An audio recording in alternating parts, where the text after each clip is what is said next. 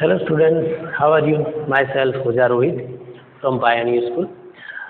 Last video માં આપણે active પેસિવમાં simple present ટેન્સની ચર્ચા કરી હતી, જેમાં તમને સમજાવ્યું હતું કે આપણે જે રીતે વાક્યો બનાવીએ છીએ એક્ટિવમાંથી પેસિવ ફેરીએ કે કર્તવ્યમાંથી કર્મણી બનાવીએ છીએ, બરાબર? તો એમાં શું શું ફેરફાર થાય છે, કઈ રીતે બને છે, કર્તાના સ્થાને કર્મ અને કર્મના સ્થાને કર્તા મૂકીએ છીએ. હવે આજે ફરીથી આપણે સિમ્પલ પ્રેઝન્ટ ટેન્સ સમજ્યા પછી આજે ફરીથી આપણે સિમ્પલ પાસ્ટ ટેન્સ તમને સમજાવવા જઈ રહ્યો છું. તો વિદ્યાર્થી મિત્રો, આપણે હાલ વાક્યો સમજીએ છીએ, પછી આપણે પેરેગ્રાફ સમજવાના છે. તો ખાસ ધ્યાન પર લેજો કે તમને જેટલી પણ બાબતો શીખવવામાં આવે એ તમે થોડી ચોકસાઈ પર લેજો, એટલે તમને ખ્યાલ આવે. તો વિદ્યાર્થી મિત્રો, હવે ચેન્જ ધ વોઇસમાં આપણે સમજીશું સિમ્પલ પાસ્ટ ટેન્સ.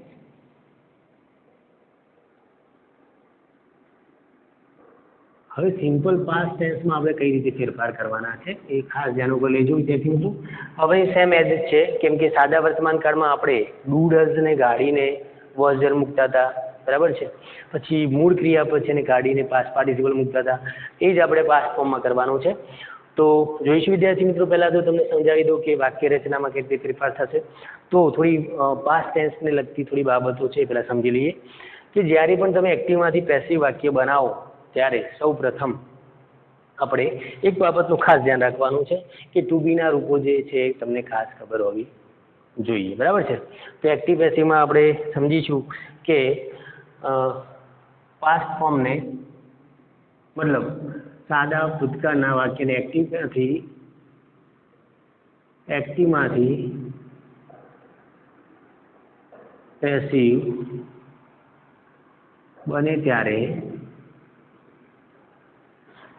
પેસિવ બને ત્યારે જે પાસ્ટ ફોર્મ છે, પાસ્ટ ફોર્મને પાસ્ટ પાર્ટિસિપલ મૂકવું, પાસ્ટ પાર્ટિસિપલ મૂકવું, ખાસ ધ્યાન ઉપર લેવું, બરાબર છે. બીજું કે ટુ બીના રૂપ તરીકે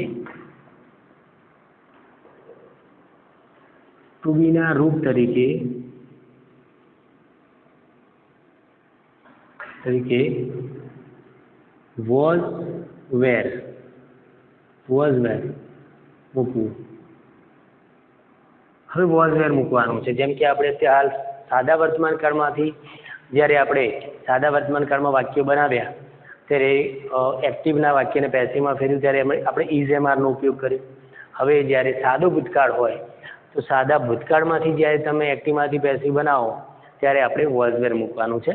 તો વિદ્યાર્થી મિત્રો, આપણે ખાસ આટલી બાબત યાદ રાખવાની છે કે પાસ્ટનું પાસ્ટ પાર્ટિસિપલ મૂકવાનું છે અને વોઝ વેર ટુ બીના રૂપ તરીકે મૂકવાનું છે. એ ખાસ ધ્યાન ઉપર લેવાનું છે, બરાબર છે. બીજો કોઈ નિયમ હશે તો હું સાથે તમને નોંધ કરાવતો જઈશ.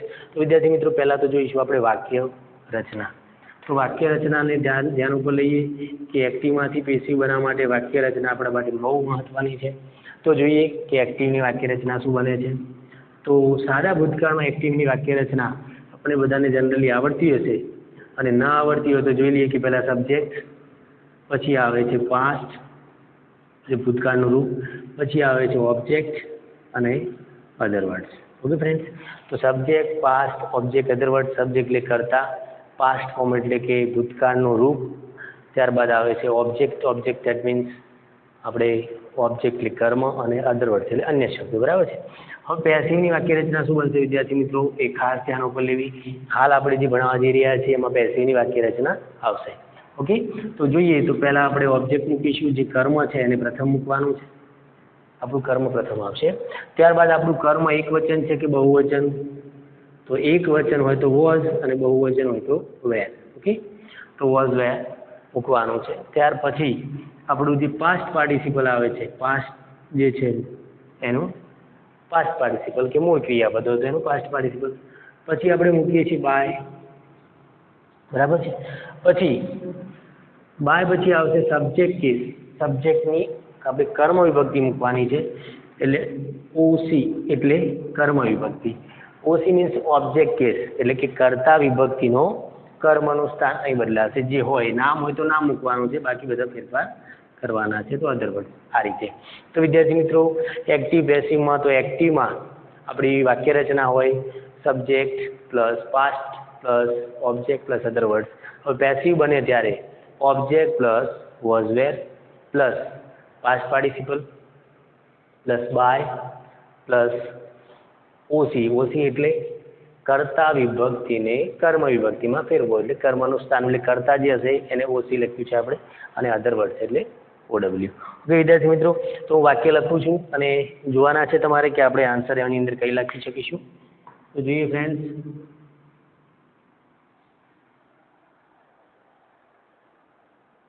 હવે જ્યારે કોઈ વાક્યમાં આપણે ફેરફાર કરીએ ત્યારે પહેલા આપણે એક્ટિવના વાક્યને જોવાનું કે એક્ટિવનું વાક્ય સાચું છે.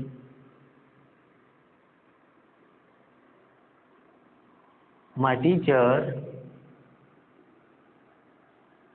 taught English yesterday.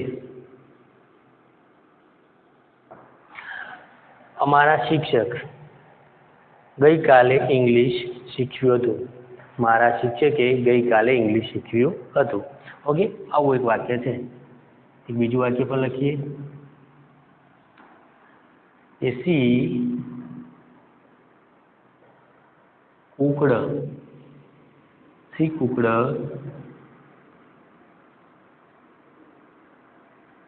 Gujarati dish last day.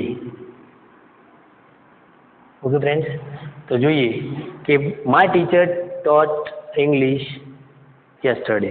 તો હવે આપણે એનું પેસિવ વાક્ય બનાવીએ તો વિદ્યાર્થી મિત્રો આપણે સૌ પ્રથમ કર્મ શોધવાનું છે. તો આમાં ઇંગ્લિશ કર્મ છે અને આમાં ગુજરાતી ડીશ કર્મ છે, બરાબર છે. તો ઇંગ્લિશ આપણે સૌ પ્રથમ મૂકીશું, તો ઇંગ્લિશ મૂકી દઈએ તો કે ઇંગ્લિશ.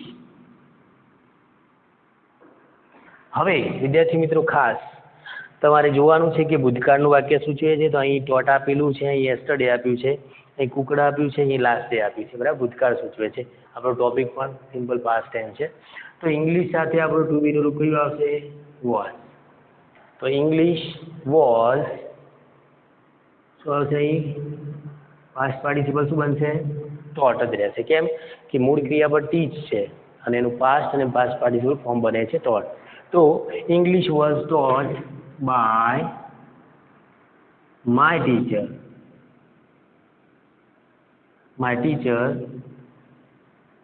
યસ્ટરડે. ઓકે ફ્રેન્ડ્સ, આ રીતે આપણે વાક્ય લખીએ છીએ. ઇંગ્લિશ આપણું કર્મ હતું એટલે પ્રથમ મૂક્યું, ત્યારબાદ ઇંગ્લિશ સિંગ્યુલર છે એટલે વોઝ. જો સાદા વર્તમાન કાળનું વાક્ય હોય તો આપણે ઇઝ મૂકીએ છીએ, તે વોઝ મૂકવાનું છે.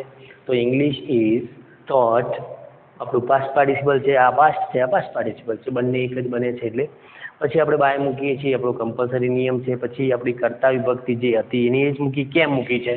તો માય ટીચર મારા શિક્ષક, જે નામ છે એ જ, બરાબર છે. આઈ હોય તો મી લખવાનું છે, વી હોય તો હસ લખવાનું છે, યુ હોય તો યુ, હી હોય તો હિમ, સી હોય તો હર કર્મના સ્થાને, અને યસ્ટરડે સમય સૂચકતા છે તો એ રીતે. ઓકે વિદ્યાર્થી મિત્રો, ખ્યાલ આવી ગયો? જોઈએ સેમ એઝ બીજું સેન્ટેન્સ. તો આપણે કર્મ નીચે અંડરલાઈન દોરી દીધી છે કે ગુજરાતી ડીશ એ આપણું કર્મ છે. તો ગુજરાતી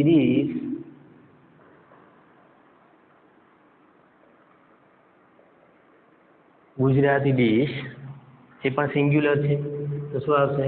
વોઝ.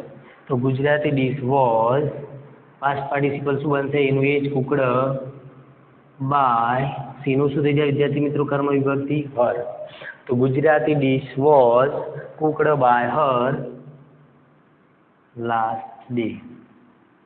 વિદ્યાર્થી મિત્રો, ખ્યાલ આવી ગયો હશે તમને કે આ રીતે આપણે વાક્યમાં ફેરફાર કરી શકીએ. તો આ રીતે આપણે સમજવાનું છે. હવે જોઈએ વિદ્યાર્થી મિત્રો આકાર. હજી 2-3 વાક્યના જોઈ લઈએ કે કેવી રીતે આપણે વાક્યો બનાવીએ છીએ, અને પછી નકાર પણ જોઈ લઈએ, અને પ્રશ્નાર્થ આપણે નેક્સ્ટ વિડીયોમાં જોઈશું. તો જોઈએ વિદ્યાર્થી મિત્રો આગળ.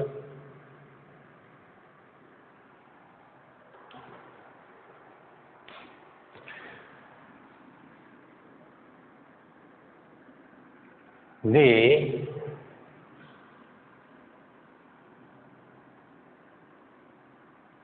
spoke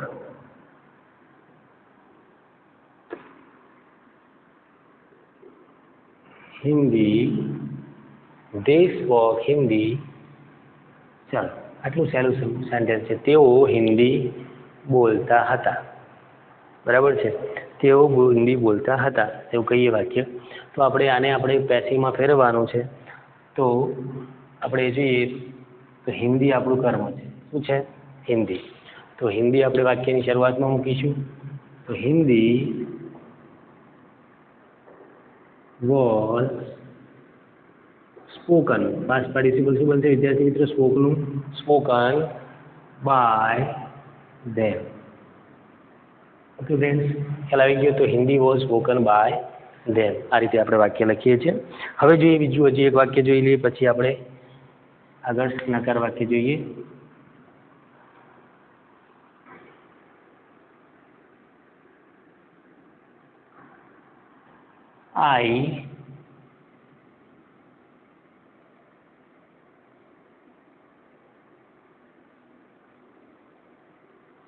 I read, sorry,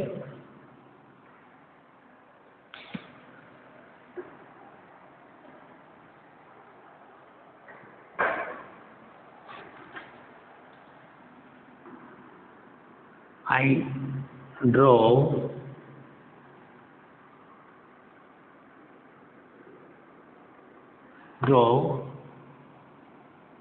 a car last week. Okay friends, I drove a car last week. મેં ગયા અઠવાડિયે કાર ચલાવી હતી. તો આપણે એનું વાક્ય બનાવીએ. તો a car was driven. શું બનશે? તો કાર સિંગ્યુલર છે એટલે વોઝ. અ કાર વોઝ ડ્રાઈવનું શું છે? ડ્રાઈવન બાય કરતા વિભક્તિ શું બને છે? આઈ. તો એનું કર્મ વિભક્તિ બનશે મી. તો a car was driven by me last week. Okay friends, તો આ રીતે આપણે વાક્યો બનાવી શકીએ. હવે વાક્યોને આપણે જ્યારે પેરેગ્રાફમાં ફેરવવાના હોય ત્યારે પણ આપણે ખાસ સમજીશું. ઓકે ફ્રેન્ડ્સ, હજી એક એક્ઝામ્પલ જોઈ લઈએ જેથી તમને હજી પણ ક્લિયર થઈ જાય કે વાક્યો આપણે કેવી રીતે ફેરફાર કરી શકીએ છીએ.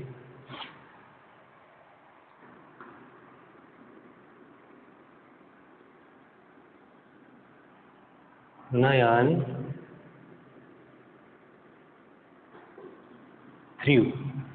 થ્રોનું through a ball on the ground. Nayan threw a ball on the ground last morning. આટલું મોટું વાક્ય હોય તો પણ આપણે કંઈ એવું નથી કે કંઈ એવું થાય કે અઘરું છે. તો આપણે સમજી શકીએ વિદ્યાર્થી મિત્રો કે આમાં કર્મ કયું છે. મેં તમને કહ્યું હતું કે પાસ્ટ પછી આપણું કર્મ આપેલું હોય. તો નયન threw a ball on the ground last morning. નયને ગઈ સવારે ગ્રાઉન્ડમાં શું ફેંક્યું હતું એવો પ્રશ્ન બને. તો વોટથી બને તો આપણું કર્મ મળી જાય. તો આપણું કર્મ છે અ બોલ. અ બોલ સિંગ્યુલર છે એટલે વોઝ મૂકાશે. તો અ બોલ વોઝ પાસ્ટ પાર્ટિસિપલ શું બનશે? Thrown. A ball was thrown on the ground. તો જગ્યા બતાવી છે ક્યાં ફેંક્યો હતો? તો a ball was thrown on the ground by Nayan last morning. Okay friends, તો આ રીતે આપણે બધા હકાર વાક્ય જોયા. બધા જ આપણે હકાર વાક્યની વાક્યરચના પણ હકાર જોઈ, 5 એક્ઝામ્પલ જોયા. ઓકે ફ્રેન્ડ્સ, તો ફરીથી આપણે નકાર અને પ્રશ્નાર્થ વાક્યોને આવતા વિડીયોમાં સમજીશું. ઓકે ફ્રેન્ડ્સ, તો તમે આ ટોપિકને નોટ ડાઉન કરી લેજો જેથી તમને એક્ટિવ પેસિવમાં થોડો ખ્યાલ આવશે કે કઈ રીતે આપણે એક્ટિવમાંથી પેસિવ બનાવી શકીએ છીએ. ચલો ફ્રેન્ડ્સ, મળીએ. Thank you.